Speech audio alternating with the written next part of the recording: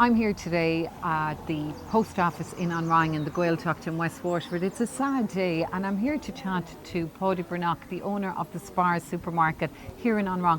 What does the closure of the post office mean to the community of An Rinn, Paidi? It's devastating, Regina, when you think of it. You're not talking about An Rinn, but you're talking about An Rinn and Phobal, the two probably oldest Gaeltacht areas in the country. And if you remember, go back 6-7 years ago, there was a small post office in An Phobal that closed down, and that business was moved to Rinn.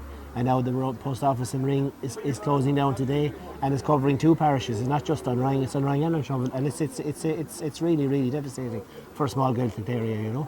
And do you feel this will have a negative impact on the community and the Irish language and our heritage? Absolutely. I mean, you look at the services that have gone out of Rinn. Our local Garda station is closed with 10 years. The Garda station was a fluent Irish speaker.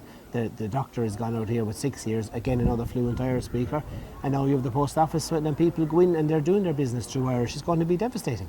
So the owner of the post office has retired, but an alternative solution was presented to An Post. Is that right, Paidi? Yeah, I was approached by Post executive, I think last October, and asked me if I would be interested in taking on the post office role when Máire retired, which I was. Obviously, it's something that we've always been waiting for. We always knew Máire would retire sometime, and we have a purpose-built unit for it, I suppose, and we have been waiting for this day to come.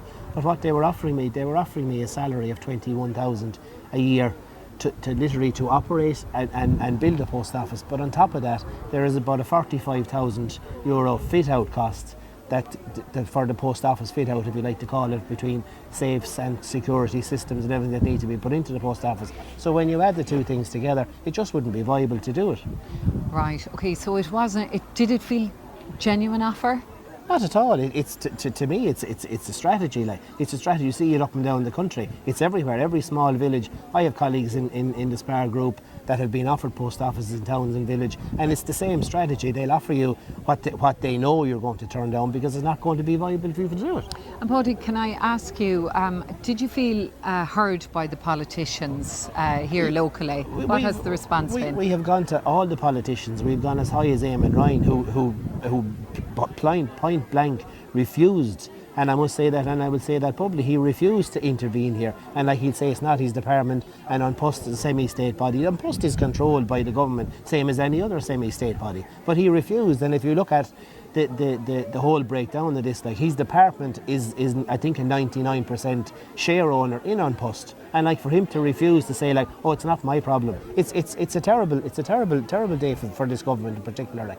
Have you any call out to the people of County Waterford? Is there anything they can do to help the situation? Well, I'd hope that maybe they might get involved in some kind of a call up or a petition or something like that to get this going and really to put pressure on our local politicians. I suppose, Regina, really, like for a small Gaeltacht area, like our voting power here is very, very small, and if you break up, I think on Rinn Phobal, we probably have a combined votes maybe of 800 or 900 votes. And if you look at the politicians that are looking at that and they're saying, well, look, if I get 20% of that, it's not going to get me elected. But I mean, if you look at Waterford County as a whole, we are the only Gaeltacht area in Waterford.